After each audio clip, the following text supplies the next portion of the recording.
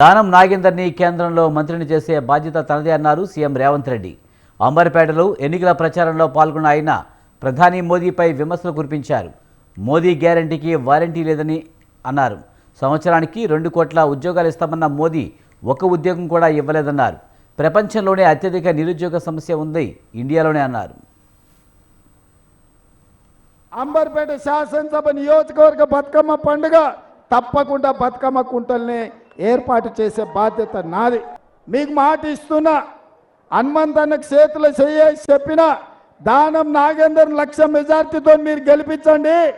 సోనియమ్మ దగ్గరికి పోయి రాహుల్ గాంధీ గారిని ఒప్పించి సోనియమ్మని మెప్పించి దానం నాగేందర్ను కేంద్రంలో మంత్రిని చేసే బాధ్యత నేను తీసుకుంటా. నిన్నమన్నా వాళ్ళు బీజేపీ వాళ్ళు చెప్తున్నాడు మోడీ గ్యారంటీ అని. మోడీ గ్యారంటీకి వారంటీ అయిపోయిందిరా నాయన. ఇక వారంటీ లేదు, వారంటీ ఖతం అయిపోయింది మోడీ గ్యారంటీకి. ఎందుకంటే సంవత్సరానికి 2 కోట్ల ఉద్యోగాలు ఇస్తా అన్నాడు. 10 ఏళ్లలో 20 కోట్ల